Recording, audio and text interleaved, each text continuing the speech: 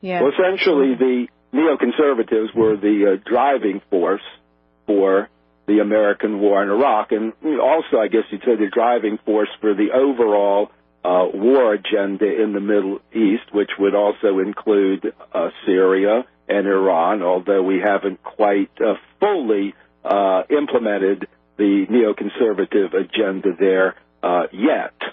The neoconservative position has been closely tied with that of the Israeli right, that is, the Israeli Likudniks.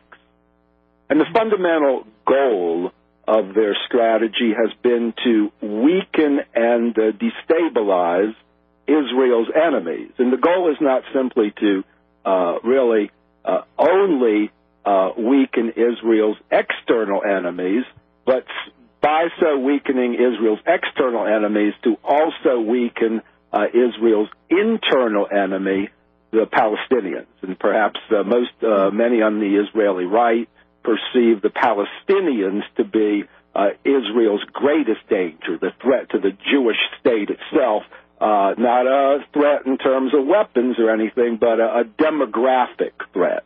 If these other Arab and Islamic states are weakened, they would not be able to provide any material or moral support to the Palestinians.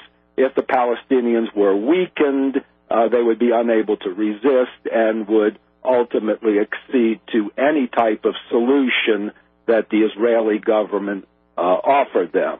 So essentially, both the neocons and the Likudniks were thinking in terms of a comprehensive solution for all of Israel's security needs, dealing with both Israel's external enemies and their internal enemy, the Palestinians. And I might say that these ideas originated in Israel. For example, in 1982, Oded Yinon put forth such ideas that Israel should use its military power to destabilize and fragment Israel's enemies. This was put forth, as I said, in 1982 during the Begin administration, when, of course, Begin did invade Lebanon, and perhaps that was, though it failed, some historians have contended there was a broader plan intended there to affect more of the Middle East to advance Israeli security. I might say that the late Israel Shahak translated Yinon's study and into English, and the name of the translation was The Zionist Plan for the Middle East. Well, the neoconservatives essentially picked up on this type of idea, and they actually proposed such a measure to the incoming Prime Minister of Israel, Benjamin Netanyahu, in 1996. This was the clean break study. This also called for Israel to use military means to weaken its enemies. And some of the authors of this study were Richard Pearl, David Wormser, and Douglas Feith. And, of course, these people who were in 1996 advising the Israeli Prime Minister would be part of the Bush II administration and play significant roles in bringing about the war on Iraq.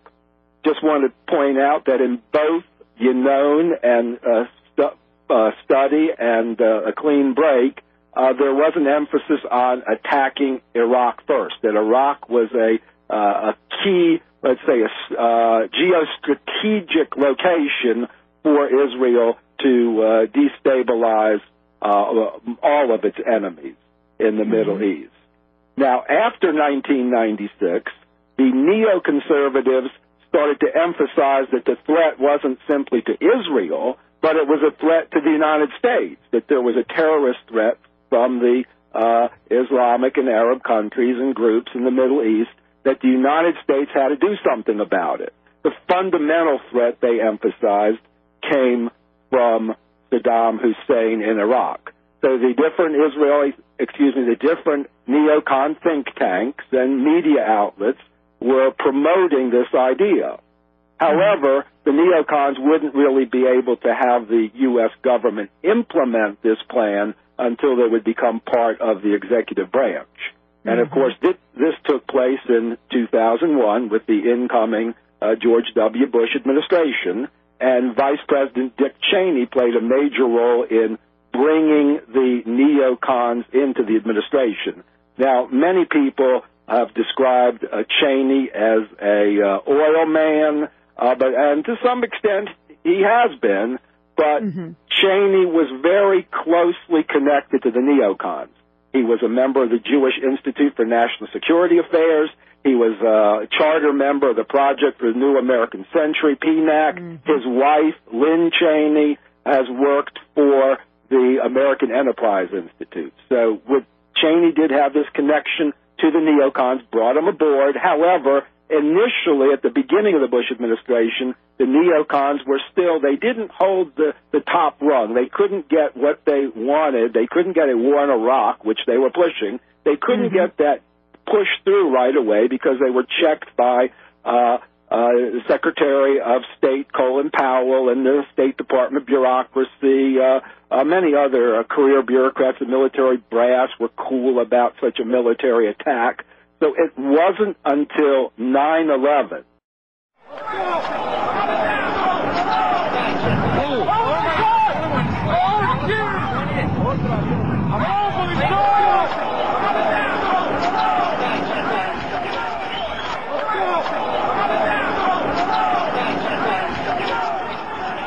that sort of pushed up the neocon position, enabled them to gain dominance in the Bush administration. The 9/11 sort of frightened the American people. It also made them angry. They wanted to strike out at their enemies, although they weren't quite sure who the enemy was. Many American people confused Osama bin Laden with Saddam Hussein. But the administration itself, others beside the neocons, were looking for some plan to enact. The neocons had one to attack Iraq, and of course the neocons, were able to persuade, to convert President George W. Bush to their position. Bush isn't really that knowledgeable on foreign policy. He looks for more simple solutions. The neocons had that solution of good, America good, versus the evil Islamic terrorists. So Bush was a convert, and as a result of propaganda, which you know all about, the weapons of mass destruction, in part pushed by the Office of Special Plans there, Doug Feist, neocon Doug Feist shop, the neocons in the government and also outside were able to frighten the American people to believe that America would actually be attacked by Saddam, and then, of course, that led to America ultimately attacking Iraq.